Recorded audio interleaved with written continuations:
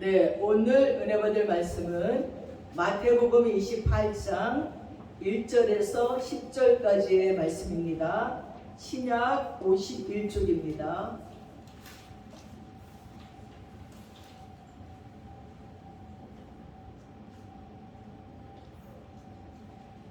찾으셨는 줄 알고 한 절씩 교독하겠습니다.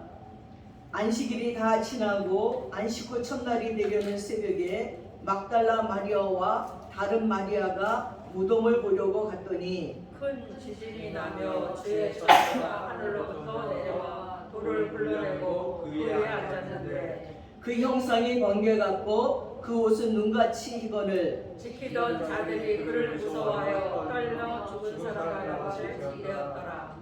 천사가 여자들에게 말하여 이르되 너희는 무서워하지 말라. 십자가에 못 박히신 예수를 너희가 찾는 줄을 내가 아노라. 그가 여기 계시지 않고 그가 말씀하시던 대로 살아나셨느니라. 와서 그가 누우셨던 것을 보라. 또 빨리 가서 그의 제자들에게 이르되 그가 죽은 자 가운데서 살아나셨고 너희보다 먼저 갈릴리로 가시나니 거기서 너희가 배우리라 하라. 보라 내가 너희에게 일렀느니라 하거늘. 그 여자들이 무서움과 큰 기쁨으로 빨리 무덤을 떠나 제자들에게 알리려고 다름질 할세.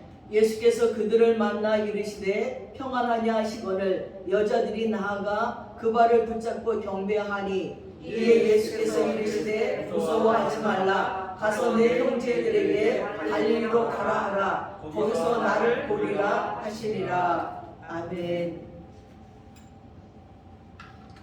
예, 오늘 말씀의 제목은 그리스도의 부활은 역사적인 사실이라는 겁니다. 오늘은 부활절 둘째 주일이에요.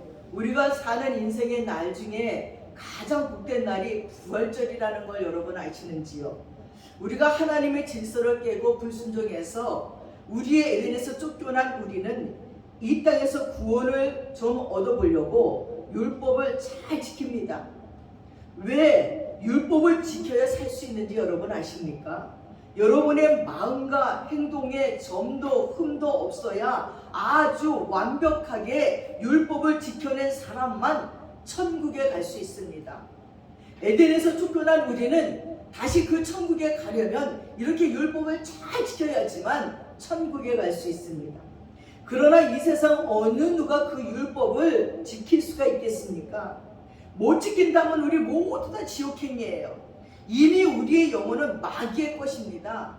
앞으로 우리에게는 지독한 형벌과 저주만 있을 뿐이에요. 사랑하는 여러분, 우리가 지옥에 갈 인생이라는 것에 동의하시는지요? 오늘 이 부활을 왜 기독교에서 좋아하고 환영하고 기뻐하는 줄 아십니까? 바로 지옥이라는 사형장에서 사면받은 날이에요. 지금 지옥이라는 사형장에서 금방 사형을 받아야 되는데 그 자리에서 사면받은 기쁨의 날이라는 것입니다. 나 대신 누가 그 죄를 뒤집어쓰고 대신 죽겠다고 나섰던 날이라는 거예요. 근데 여러분, 누가 나 대신 그 죄를 뒤집어쓰고 대신 죽겠다고 나설 수 있는 사람이 있습니까? 근데 그분이 드디어 죄값을 다 치루었어요. 그리고 부활절 아침에 살아나셔서 마귀에게 우리를 위해서 내가 대신 죽었으니 너와는 상관이 없다고 선언하는 날이 부활절이에요. 내 죄 때문에 십자가에서 죽으시고 끝났으면요, 증거가 안 되잖아요. 증인이 없잖아요.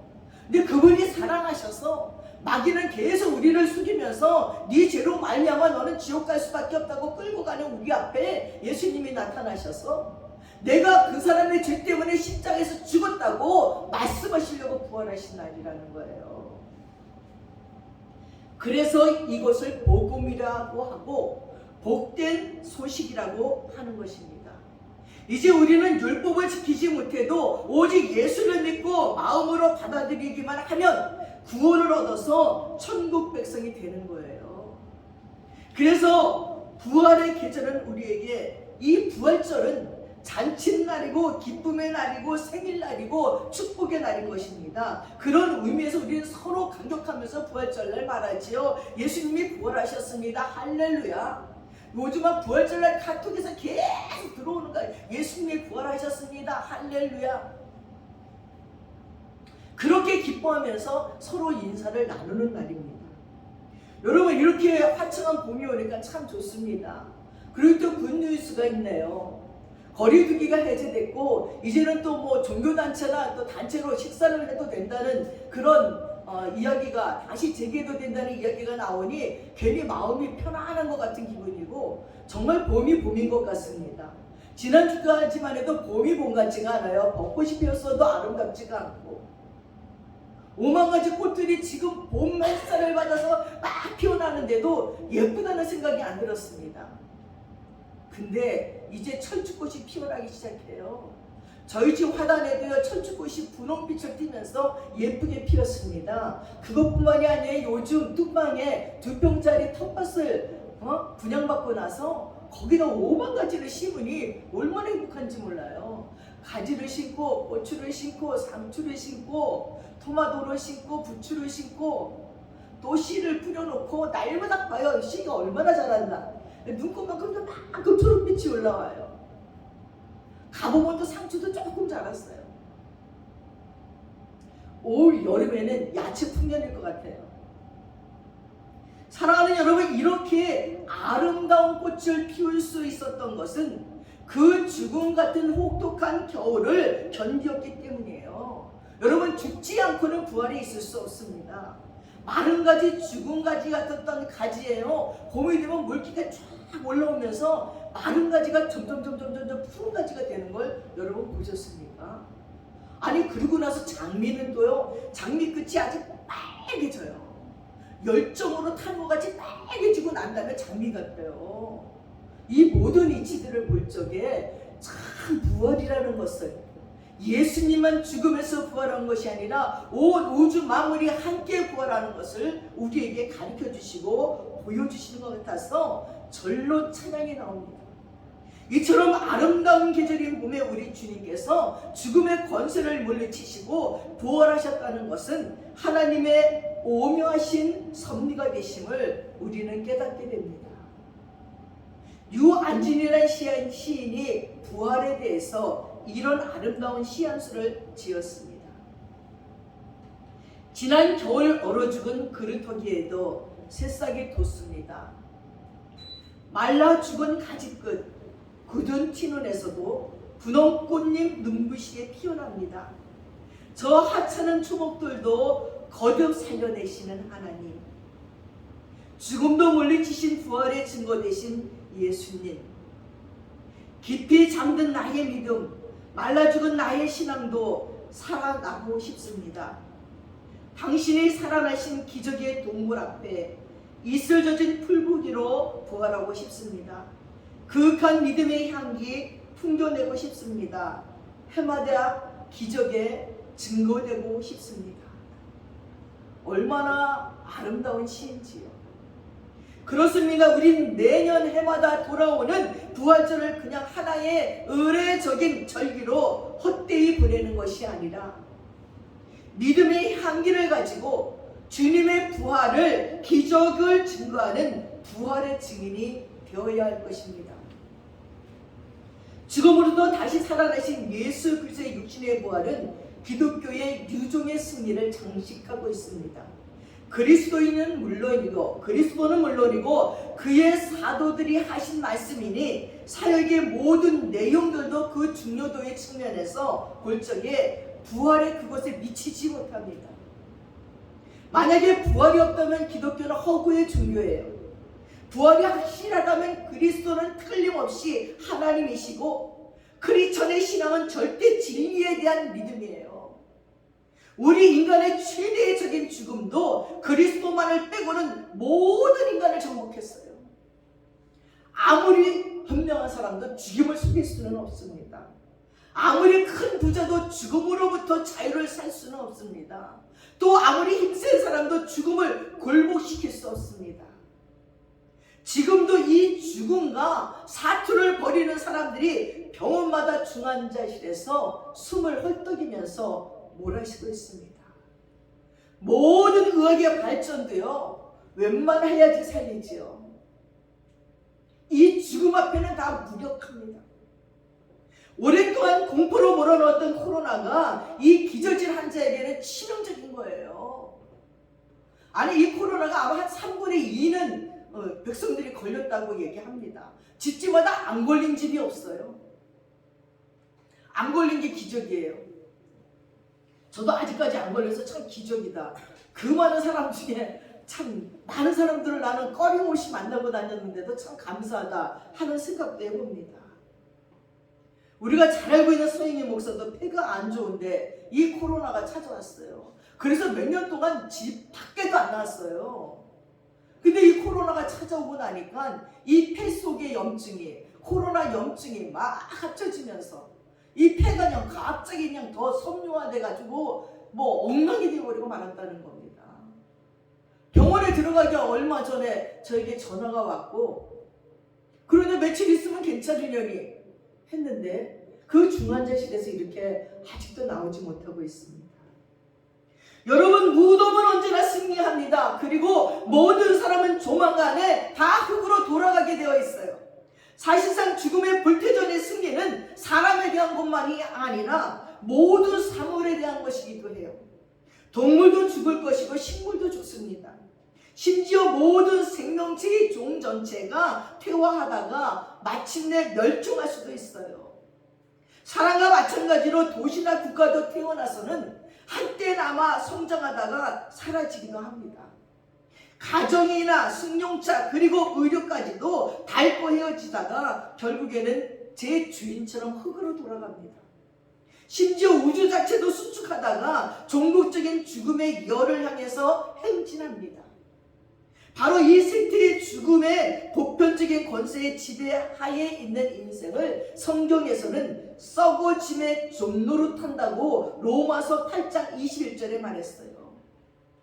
과학은 죽음의 열역학 제2법칙으로 인식한대요. 이 법칙을 간단히 요약하면 모든 체계는 무질서로 변질되는 경향이 있어서 스스로 마모되고 결국에는 죽는다는 거예요. 요즘 TV에 보니까요, 저 시골에 폐허들이 있어요. 사람들이 살다가 두고 간 집들. 아니 그럼 두고 갔으면 그대로 있어야 되잖아요. 점점 폐허가 돼요. 점점 마모돼요. 나무도 썩고 완전히 쓰레기 누가 버리는데 쓰레기들이 몰려오고 거미줄이 쳐지고 저절로 마모된대요. 무질서로 변질되는 경향이 있다는 겁니다. 그리고 한 책에 있어서 무질서의 척도인 엔트로피는 항상 증가하는 경향이 있다는 거예요.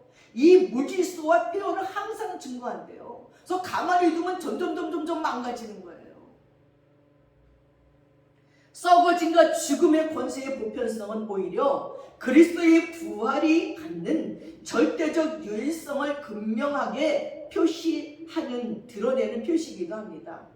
그리스도를 제외하고는 모든 사람들은 물론 심지어 위인이나 성인들까지도 안 죽은 사람이 없어요. 석가모니도 죽었어요. 마호메트도 죽었어요. 조로아스터도 죽었고, 공자도 죽었고, 시저도 죽었고, 마르크스도 죽었고, 나폴레옹도 죽었고, 히틀러도 죽었어요. 등등 제 나름대로 세계에 심각한 충격적인 영향을 끼쳤던 사람들은 모두 다 죽었습니다. 그러나 예수 그리스도는 다시 살아나셨습니다. 물론 그도 보통 사람들처럼 죽었으며 또 매장됐습니다. 그러나 다른 사람들과는 달리 그는 명부로부터 다시 돌아와서 당신 자신의 육신의 몸으로 부활하셨습니다. 그리고 그의 썩지 않은 몸으로 무덤에서 나오신 이후에 영원히 살아계신다는 겁니다. 아멘입니다. 이 일이야말로 하나님의 창조 이후의 기적 중에 최대의 기적입니다.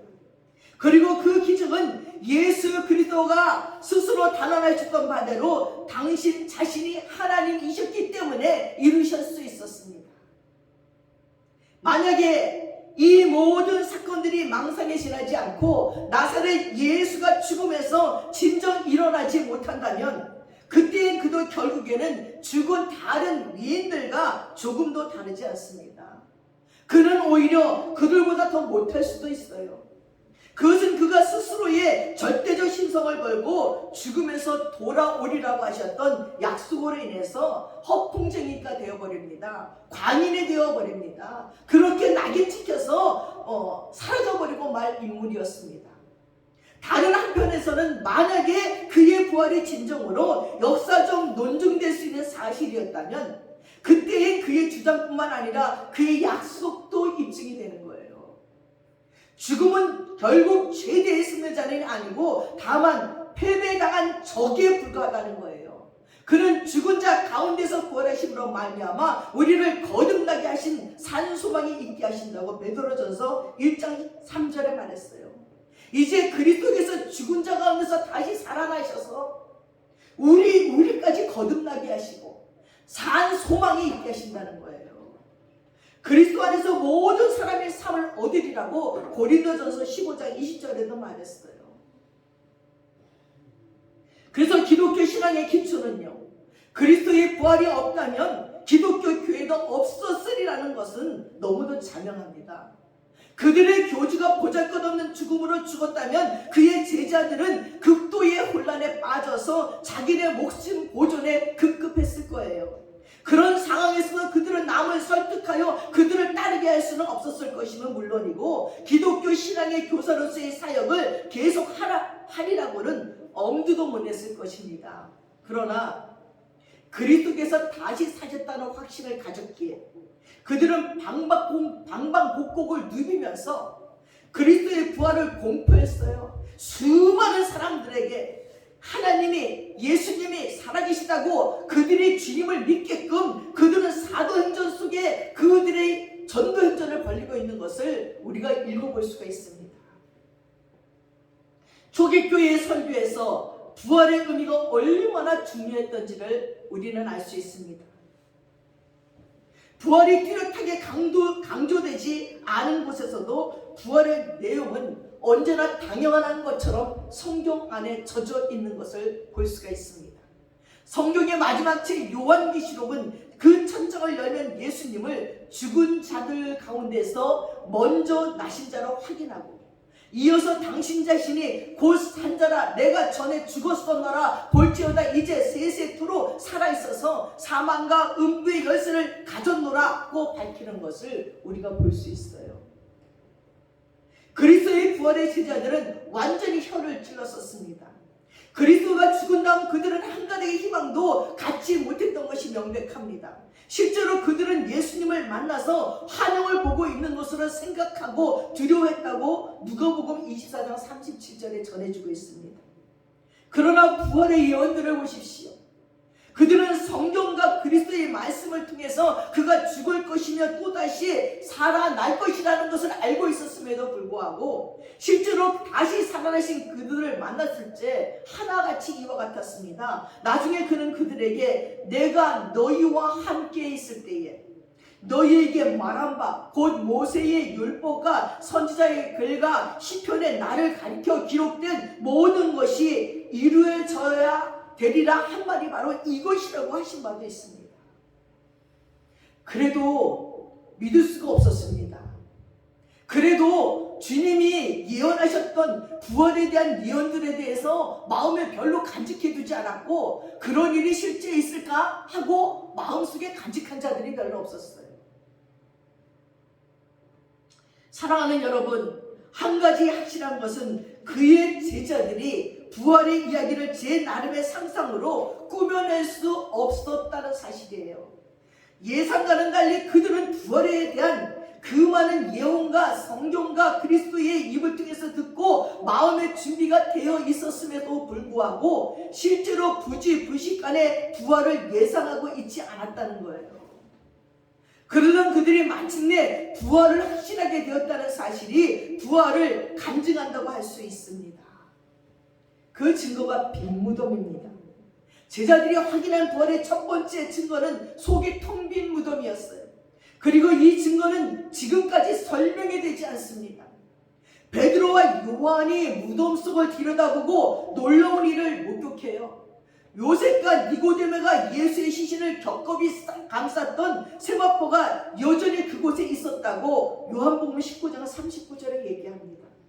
그리고 시신만이 빠져나가 사라지고 폭삭 주저앉은 수위만이 그대로 남겨진 채로 있었어요. 그때 요한이 무덤 안에 들어가 보고 믿더라라고 기록이 되어 있었습니다. 그들도 놀랬던 것은 당연합니다. 현장에서 느꼈던 요한의 의심과 두려움은 당장에 놀라운 믿음으로 변했어요. 폭삭 주저앉은 수위를 보고 십자가에 못 박힌 그리스도의 육신이 다시 살아났어 세마포의 묶음을 빠져나가 영원한 생명의 세계에 오르셨다는 사실 말고는 달리 해석할 길이 없었습니다. 베드로와 요한은 요한의 집으로 내달아갔습니다. 이 놀라운 소식을 예수의 어머니 마리아에게 알려주려고 그랬을 것입니다. 얼마쯤 후에 무덤에 먼저 왔었던 여인들이 무덤 안으로 들어갔습니다. 그리고는 이들도 또한 무덤이 비어 있었다는 것을 알게 되었습니다. 무덤이 비었다는 사실은 그리스도의 부활이 영혼만의 부활이 아니고 육신의 부활이었다는 것을 분명히 말하고 있습니다. 영혼의 부활이라는 주장은 실질적으로는 자가당착에 빠집니다. 영혼은 죽지 아니하므로 부활이 있을 수 없기 때문이에요. 사실상 부활은 육신을 실제로 떠났던 영혼이 육신으로 되돌아왔을 때 일어납니다. 이 빈 무덤의 간증이 너무도 극명한 까닭에 그리스도의 적들은 어떻게든지 그리스도의 부활을 깔아뭉개버리기 위해서 사람을 아연실색케 하는 수많은 황당한 설명들을 고안해냈어요. 그 첫 번째 고안이 제사장들이 경비병들을 불러서 돈을 주고 얘기합니다. 제자들이 시신을 훔쳐갔다고 하라는 것입니다.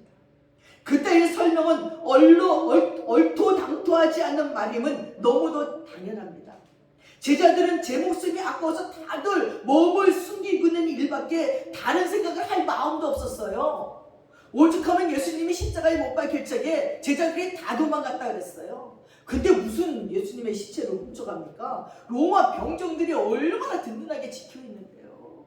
이 빌라도에게 이 가야바 대제사장과 막 바리새파 이런 사람들이 왜 빌라도에게 들들들 볶았는지, 아주 그 군인들이 그냥 그 무덤을 큰 돌을 갖다 놓고 로마 병정들이 겹겹이 지키고 있었어요.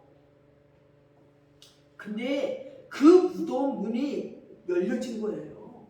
6명의 병정들이 열어도 힘든 그 문이 열려져 버린 것입니다. 그 큼직한 바위 덩어리를 가로막아 있었고 로마 병정들의 경비도 상엄했는데 무슨 제자들이 그 시체를 훔칩니까? 또 어떤 사람은 얘기합니다. 아니야, 예수님이 십자가에서 죽지 않았을 거야. 십자가에 못 박은 빌라도에 치겨버리니까 빌라도가 그때 예수님을 처형했던 병정들을 다 부릅니다. 그리고 예수님의 상태를 물어봅니다. 정말 예수가 죽었었느냐? 바깥에서 다리를 꺾으라고 했을 때 이미 예수님은 숨을 멈추셨습니다. 그래서 다리를 꺾을 이유가 없어서 제가 창으로 옆구리를 찔렀습니다. 그때 꿈틀하디? 아니요, 꿈틀하지도 않았고 아무 감각이 없었어요. 그러나 내가 창을 치고 빼니까 물과 피가 함께 나왔습니다. 정말 죽었었습니다. 그들은 잠깐 예수님이 기절했다가 너무 힘드니까 그 차가운 무덤 속에 넣으니까 정신이 번쩍 나서 깨서 일어났다는 것입니다. 그러면 둥둥둥둥 감아놓은 이 붕대는 어떻게 풀립니까? 이렇게 다 감겨있는데. 말도 안 되는 이야기로 매장되었다가 무덤 속에서 의식을 되찾고 일어나서 무덤을 떠났다는 그런 소문을 또 퍼뜨렸습니다. 그토록 쇠잔한 상태에 있던 그가 어떻게 그럴 수가 있습니까? 시신을 겹겹이 감싼 세마포와 그리고 몰약과 엄청난 무게를 그가 어떻게 떨쳐버릴 수 있었으며 로마의 공인을 부시고 무덤 입구를 막고 있는 큼직한 바위를 굴려버리고 망을 보던 로마 병선을 어떻게 물리치고 제자들을 찾아낼 수 있었다는 것입니다. 이 어이없는 허구를 지지하는 사람들한테서도 이 이론은 일부의 가치조차 없다는 것은 너무도 명백합니다. 그뿐만이 아닙니다. 채찍에 맞아서 살이 다 뜯겨나가고 실신지경인 상태에서 그 무의식 상태에서 다시 십자가에 매달려서 옆구리에 창을 찔리고 피를 다 흘리시고 감당할 수 없을 만큼 세잔하신 예수가 어떻게 겁에 질린 제자들 속에 온전한 모습으로 변하여 나타나 그들을 위로할 수가 있었겠습니까? 백보양보해서 그랬다고 쳐도 그는 조만간에 다시 쓰러져서 결국에는 죽을 수밖에 없었을 것입니다. 그 이후의 부활의 설교는 허위가 아니고 위선 이외에는 아무것도 아닌 거예요. 이 모든 조작들과는 달리 그가 십자가에서 죽었다는 것을 의심의 여지가 없는 사실이라는 거예요. 빌라도는 로마 백부장에게서 이 보고를 받았습니다. 로마 병사의 창끝은 그의 죽음을 확인하기 위해서 그의 옆구리를 잔인하게 꿰뚫었다고 그랬어요. 그리고 거기서 피어물이 나왔다는 내용이 있습니다. 그의 심장이 완전하게 주저앉아버렸다고 증언하고 있습니다. 막달라 마리아를 필두로 베드로, 요한, 그 다음에 모든 다른 여인들이 모두 엉뚱한 무덤에 들어갔다고 생각하는 사람들도 있습니다. 예수님의 무덤은 여기인데 이 여자들이 너무 슬퍼서 울다 보니까 다른 무덤에 가서 아무것도 없는 걸 보고 예수가 부활했다고 소문을 퍼뜨린다는 이야기도 있어요. 그토록 멍청한 실수는 생각조차도 할 수 없는 일이지요. 그곳은 아리마다의 요셉이 소유하고 있는 정원이에요. 다른 사람의 무덤은 전혀 없었다고 기록되어 있습니다. 그뿐만 아니라 만약에 시신이 여전히 어디가에 묻혀 있었다면 로마나 유대 당국에 의해 어렵지 않게 시신을 내놓을 수 있었을 것입니다. 그럼에도 불구하고 수주가 지난 후 무리를 이룬 많은 사람들이 부활의 설교를 듣고 예수를 영접할 때 로마와 유대 당국은 새로운 기독교 신앙의 확산을 막으려고 온갖 노력을 다 써봤지만 전적으로 실패했습니다. 이와는 달리 그들이 그냥 예수의 시신을 내놓기만 했어도 기독교도들이 부흥운동은 하룻밤새 송두리째 괴멸되고 말았을 것이 아니겠습니까? 그런데 그들은 이것만을 할 수 없었어요. 무덤에서 다시 살아나신 예수는 바로 그 몸으로 천국에 오르셨기 때문에 로마 병정들도 예수를 십자가에 죽이라고 외쳤던 그들도 예수의 시체를 내놓을 수가 없었다는 거예요. 부활하신 그리스도께서 나타나셨어요. 무덤이 비어있었다는 증거가 전부는 아닙니다. 그가 무덤을 떠난 후 최소 10번에 걸쳐서 여러 곳에서 제자들은 부활하신 주님을 실제로 만났습니다. 아마 그의 나타나신 순서가 아래와 같이 되어 있을 것입니다. 첫 번째는 막달라 마리아에게서 나타났어요. 요한복음 20장 11절에. 두 번째는 다른 여인들에게 마태복음 28장 8절에 나타났어요. 세 번째는 베드로에게, 네 번째는 엠마오로 가는 도상에서 두 사람에게 나타났습니다. 다섯 번째는 10명의 제자들에게 나타났어요. 여섯 번째는 여드레 위에 11명의 제자들에게 요한복음 20장 24절에서 말합니다.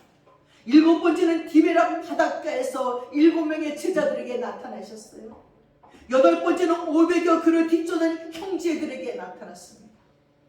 아홉 번째는 야고보에게 나타났어요. 10번째는 승천하신 곳에서 11명의 제자들 앞에서 쫙 승천하셨습니다. 11번째는 그 밖에도 그런 한 명 또는 그 이상의 제자들에게 여러 번 나타나셨습니다.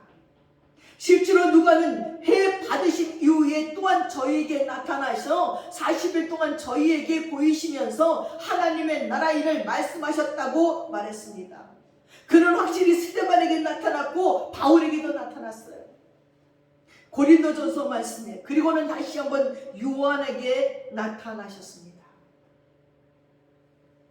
그런데 해이론 자들은 6곳에서의 나타났던 사강들에서 다양한 모순점들이 드러난다고 지적하면서 부활 후 그리스도의 나타나신 증거들을 부인하려고 노력했어요. 그들이 지적한 내용은 마태복음, 마가복음, 누가복음, 요한복음, 사도행전 그리고 고린도전서에 쫙 적혀져 있습니다. 그리고 복음서의 저자들이 이야기를 꾸몄다고 비난했습니다.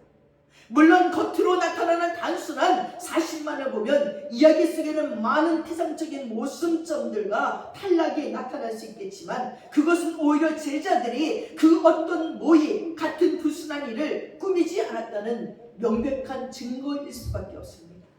만약에 그들이 이야기를 꾸몄다면 각 사람은 나머지 사람들과는 독립적으로 제 나름의 이야기를 꾸몄을 것이 확실합니다.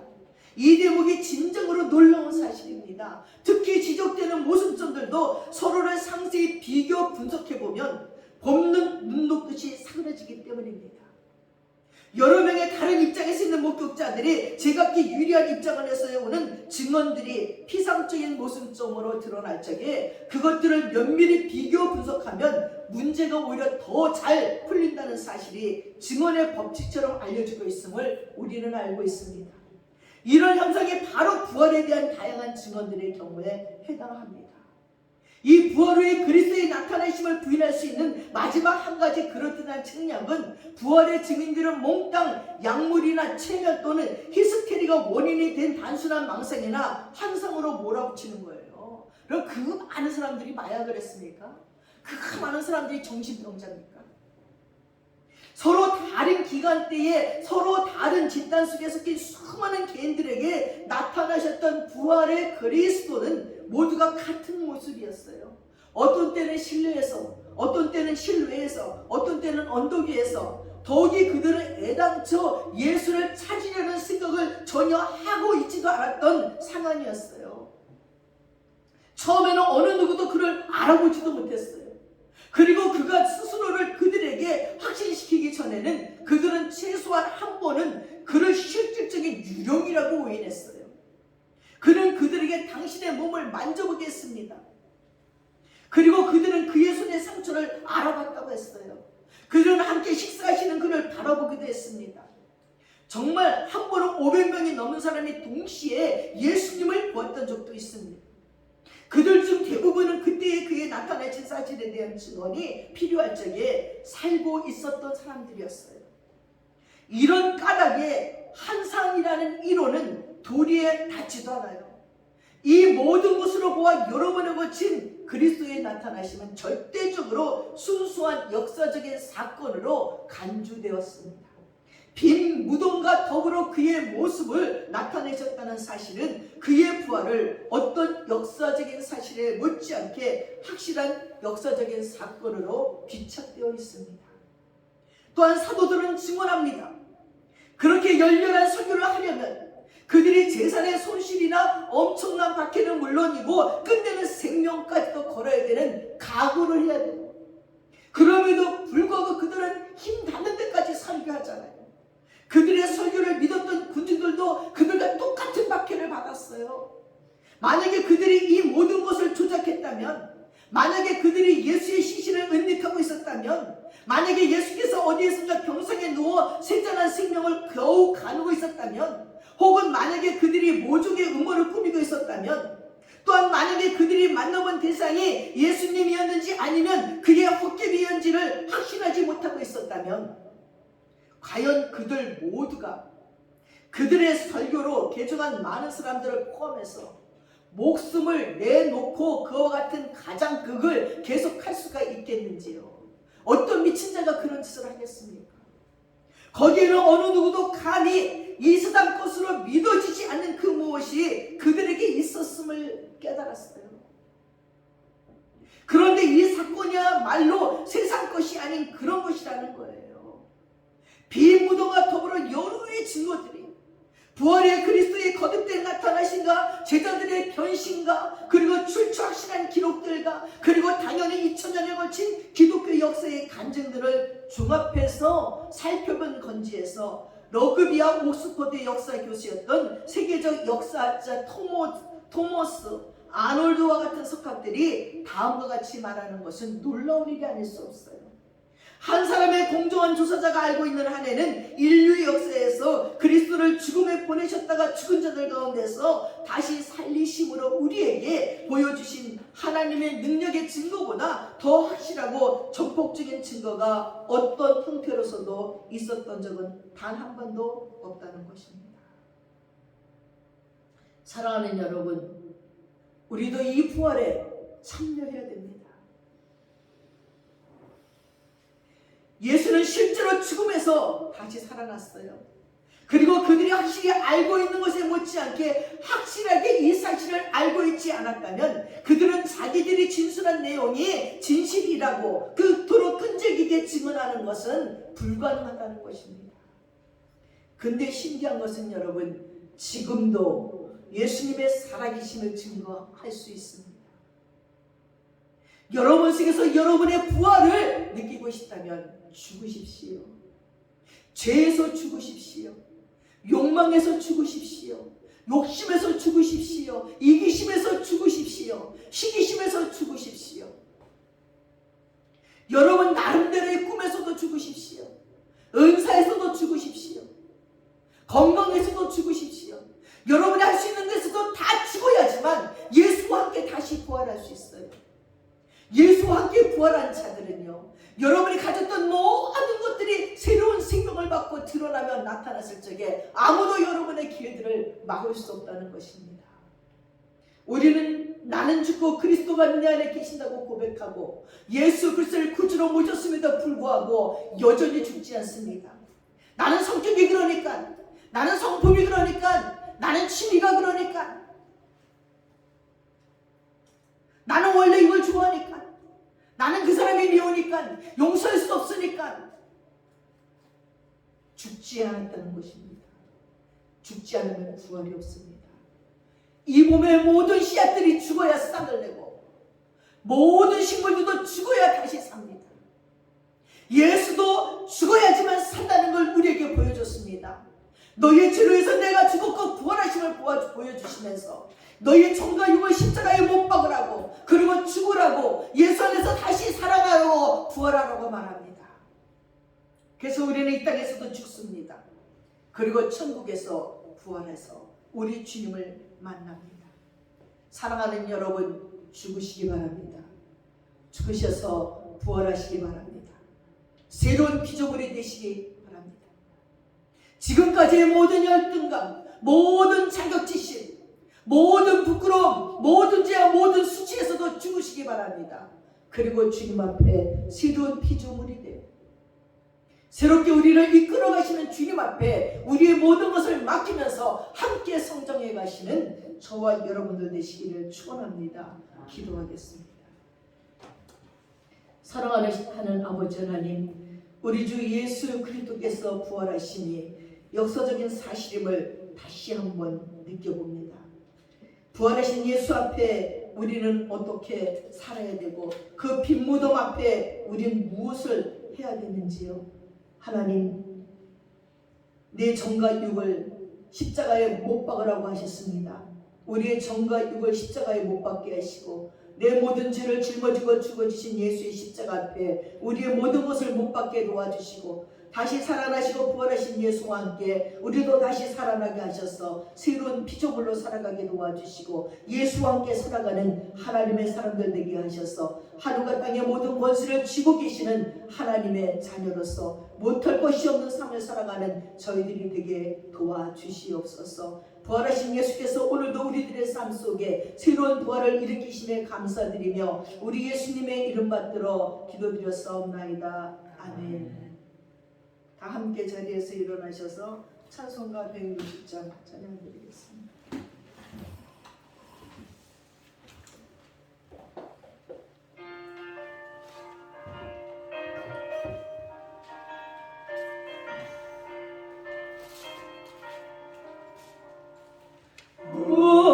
무덤에 머물러 예수 내 구주 새벽 기다렸네. 예수의 주 원수를 다 이기고 무덤에서 살아나셨네. 어두움을 이기시고 나와서 성도 함께 길이 다스리시네. 사셨네.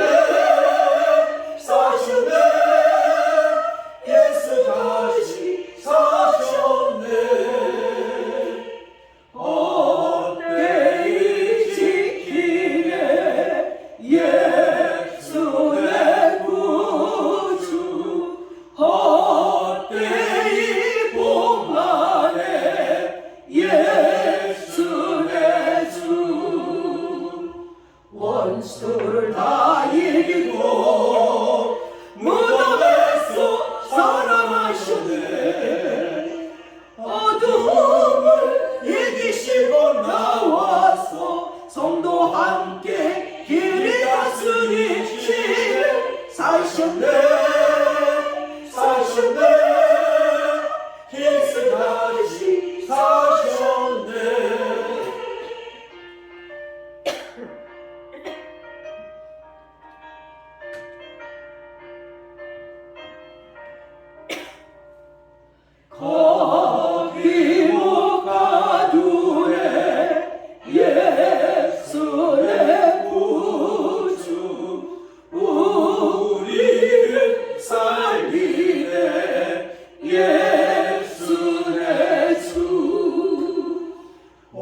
원수를 다 이기고 무덤에서 살아나셨네. 어둠을 이기시고 나와서 성도와 함께 길이 다스리 시대 사셨네. 예수 다시 사셨네.